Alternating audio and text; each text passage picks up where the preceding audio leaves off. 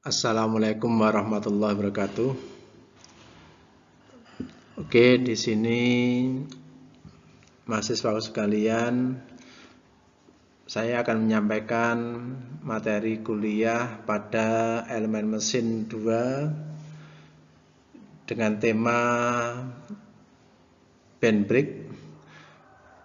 Hal ini dipakai pada mahasiswa semester genap tahun akademik 2019-2020 pada Prodi Teknik Mesin Fakultas Ilmu Eksakta Universitas Nahdlatul Ulama Blitar.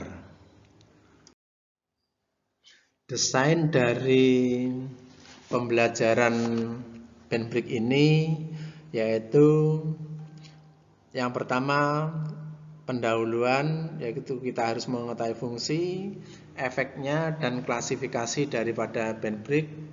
Yang berikutnya kita harus mengetahui gaya-gaya yang bekerja pada peralatan tersebut.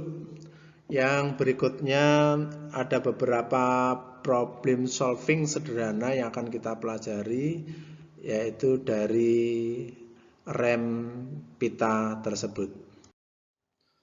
Secara umum fungsi rem yaitu untuk menghentikan putaran poros, mengatur putaran poros, dan juga mencegah putaran yang tidak dikehendaki. Yang dalam hal ini suatu konstruksi daripada permesinan harus mempunyai fungsi daripada rem tersebut. Yang kemudian efek pengereman secara mekanis diperoleh dengan gesekan. Dan secara listrik dengan serbuk magnet ada, kemudian arus pusat ada, fase yang dibalik juga, kemudian arus searah yang dibalik juga ada, kemudian ada penukaran kutubnya dan lain-lain. Adapun efek daripada pengereman yaitu secara mekanis diperoleh dengan cara adanya gesekan. Dalam hal ini nanti yang akan kita penjelasan lebih panjang yaitu suatu contoh bahwa pengereman yang dihasilkan dari gesek bisa jadi pada rem blok, contoh yang dipakai pada kereta api. Kemudian ada lagi yang dipakai pada rem drum atau rem tromol yang biasa kita familiar terdapat pada mobil, terutama ini pada rem belakang. Kemudian ada rem cakram atau disc brake. Ini pada kendaraan, rata-rata kendaraan kelas penumpang di rem depan. Kemudian ada juga dipakai pada sepeda motor rem cakram atau disc brake. Yang terakhir yang akan kita bahas yaitu rem sabuk atau rem pita. Dalam hal ini kita bahas secara mendetail pada materi band brake ini. Baik, seperti yang saya sampaikan di awal tadi bahwa yang akan kita bahas tertuju pada band brake, suatu contoh yang dipakai pada sepeda. Gambarannya demikian, bahwa di sini ada drum, kemudian di tengahnya ada shaftnya, kemudian di sini ada sepinya. Yang berikutnya drum ini diputarkan oleh beam atau pita sabuk, yang kemudian di ujung dari pita ini diberi dengan engsel, di mana sebagai tumpuan awalnya. Kemudian di ujung daripada pita ini atau sabuk ini diberi dengan titik tumpuan, yang mana antara engsel dengan titik tumpuan di sini sepanjang 125 mm, antara titik tengah shaft dengan pusatnya tumpuan engsel ini 200 mm, dan diameter drum itu sendiri dengan ukuran 250 mm. Kemudian drum ini diputar searah jarum jam dan diberi dengan force gaya tekan sepanjang dari titik di ujung tali ini sepanjang 275 mm. Seperti apa nanti gaya yang bekerja pada diagram pin brake tuas ini, lihat slide berikut. Baik, untuk lebih mudahnya maka akan saya sampaikan di sini bahwa ada dua gambar. Gambar yang pertama ini manakala drum kita putar searah jarum jam, maka di sini ada tali atau pita tersebut yang mengalami kencang. Berarti T2 ini, mereka ini yang mendapat pengencangan karena ada reaksi dari melawan dari putaran arah jarum jam dari drum tersebut. Di sisi lain, yaitu adanya T1 ini adalah di wilayah yang kendor. Kalau kita perhatikan, berarti F ini kita tarik ke atas. Hanya gambar ini kita balik saja untuk memudahkan pemahaman dari diagram band brake-nya dari tuas tersebut. Sedangkan gambar yang satunya ini manakala dari proses band brake tersebut kita putar berlawanan arah jarum jam. Berarti mereka yang mengalami kendor yaitu pada titik tali di wilayah T1 ini dan yang mengalami kencang yaitu di wilayah T2 ini. Demikian kalau kita lihat berapa nanti besarnya dari sudut yang bekerja yaitu selebar besarnya derajat dari di titik ini sampai di titik kencang ini. Antara titik kendor di sini sampai dengan titik kencang. Baik, kita perhatikan lebih mudahnya kita pahami dengan memakai persamaan kesetimbangan dengan jumlah momen yang bekerja pada diagram band brake pada tuas ini. Dengan asumsi bahwa sigma momen di titik A di sini itu sama dengan 0, kita sepakati bahwa semua gaya yang bekerja searah dengan jarum jam kita beri notasi dengan positif, kemudian yang berlawanan dengan arah jarum jam kita notasikan dengan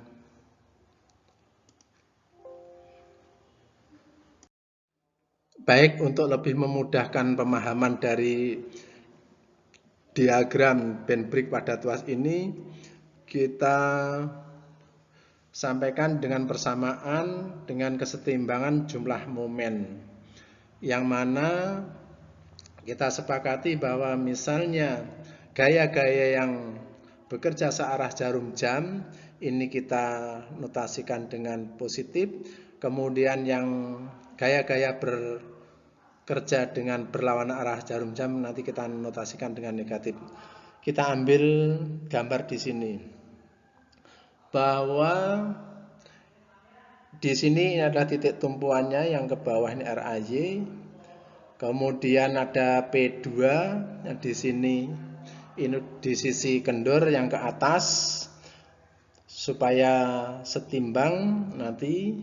Berarti yang ke atas kita beri notasikan dengan negatif, kemudian F ini gaya yang ke bawah nanti kita notasikan dengan positif. Sehingga sigma momen di titik A itu jika sama dengan 0, maka jumlahnya F dikalikan dengan panjangnya dari tuas ini dari titik di sini sampai titik F di sini. Kalau kita notasikan di sini A, di sini B, di sini C, jadi antara titik A sampai dengan titik C itu sebesar 400 mm. Semuanya ukuran dalam milimeter.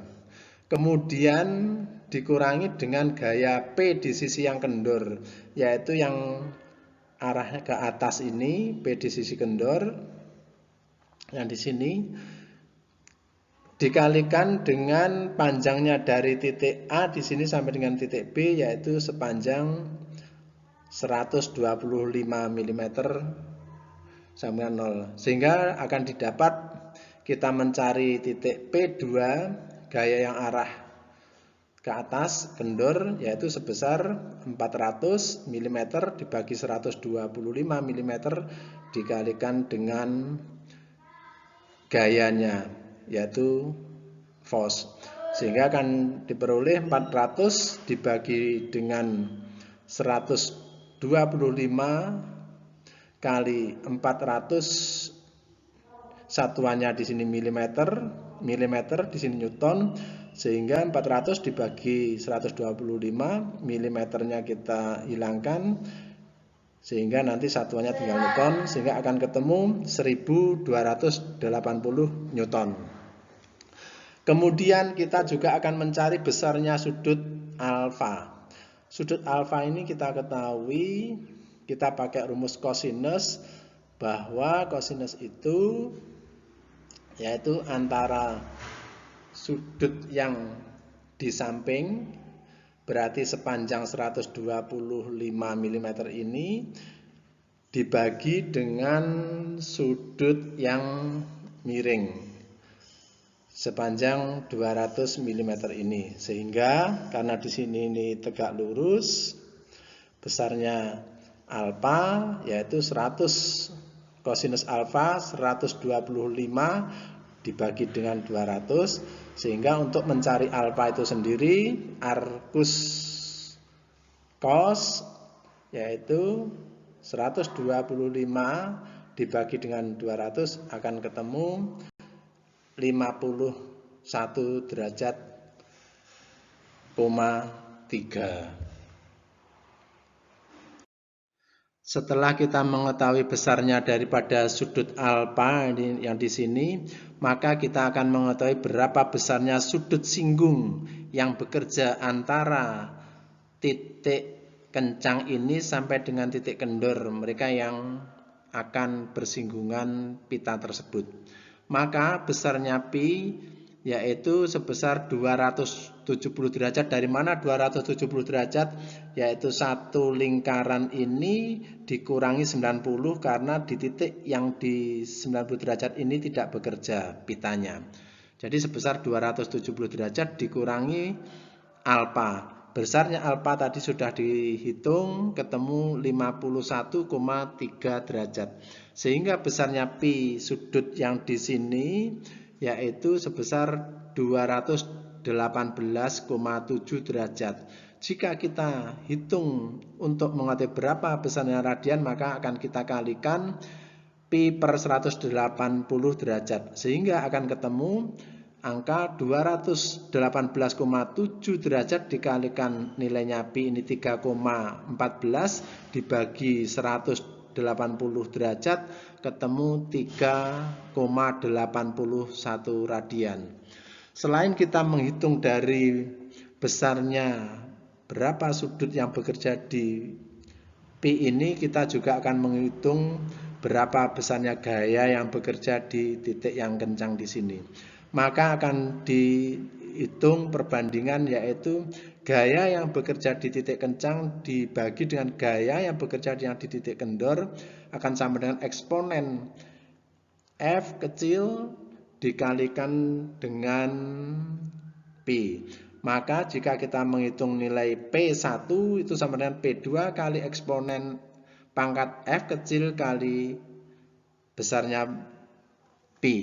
Maka P2 tadi sudah kita ketahui 1280 dikalikan eksponen pangkat 0,3 kali 3,81 akan diperoleh 4014,28 Newton. Itulah besarnya gaya yang bekerja di titik kencang ini. Yang berikutnya besarnya torsi. Torsi yang bekerja pada titik kencang ini kita ketahui besarnya torsi yaitu P1 dikurangi dengan P2 dikalikan diameter drum dibagi 2 atau R-nya. Sehingga akan diperoleh 4014,28 dikurangi berapa besarnya P2 tadi? P2 sebesar 1280 dikalikan dengan besarnya drum dibagi menjadi 2, 250 dibagi 2 akan memperoleh 341.785 Newton milimeter. Itulah kita mengetahui besarnya torsi, besarnya P, besarnya sudut singgung ini, besarnya nilai alfa.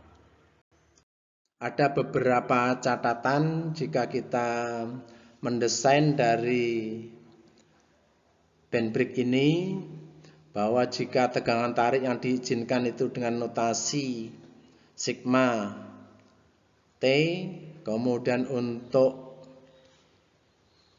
lebar daripada material, ketebalan daripada sabuk ini W atau B, kemudian T ini merupakan tebal daripada pita atau sabuk, sehingga akan nanti bisa diperoleh besarnya torsi itu sama dengan sigma T dikalikan dengan W atau B dikalikan dengan T, dengan catatan lebar sabuk pita tersebut tidak melebihi 150 mm untuk diameter drumnya 1 meter dan batasan 100 mm untuk drum yang diameternya kurang dari 1 meter. Yang kedua, ada rumus empiris untuk mempermudahkan ketebalan pita. Secara empiris T ini sama dengan 0,005 dikalikan dengan diameter drum.